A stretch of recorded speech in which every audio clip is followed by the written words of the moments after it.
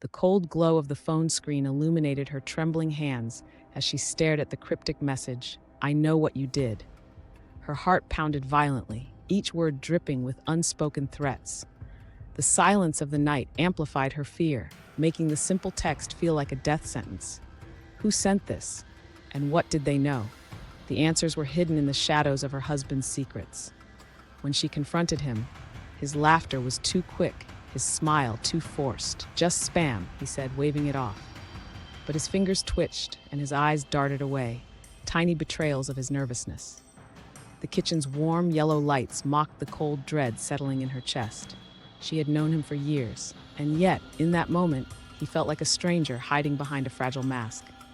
Alone in the dark, she scoured his phone, her fingers trembling as she uncovered deleted messages from someone named Jay. Each text was a puzzle piece, flirtatious, secretive, damning.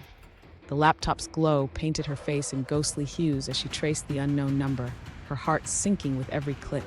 The truth was there, buried beneath layers of lies, waiting to suffocate her. She slammed the phone down, her voice shaking with fury. "Who is Jay?" His face twisted, first in shock, then in anger. "You're paranoid," he spat, but the way his fists clenched betrayed him. The overhead light cast harsh shadows, turning his familiar features into something monstrous. This wasn't just a lie. It was a betrayal that cut deeper than she ever imagined. Memories flashed like broken glass. Him coming home late, smelling of unfamiliar perfume, his phone always face down. Then the final piece. A fleeting glimpse of him whispering to a woman in a cafe, their hands brushing too intimately. The images were hazy, desaturated, as if her mind refused to make them real. But they were, and they destroyed everything. The phone buzzed again, the sound like a gunshot in the silence. "You have 24 hours to tell her." Her blood ran cold. This wasn't a prank. It was a countdown. The screen's red notification pulsed like a warning light, each second ticking closer to disaster. Someone knew, someone was watching, and they weren't going to wait forever. Her investigation led her to a social media profile.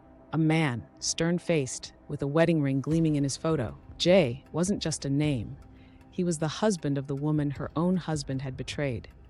The pieces clicked together with terrifying clarity. This wasn't just about infidelity anymore. It was about revenge.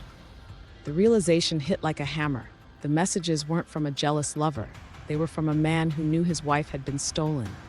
Jay wasn't threatening her husband. He was giving him a chance to come clean. The irony was cruel. Her marriage was crumbling, and the final blow came from the one person who understood her pain.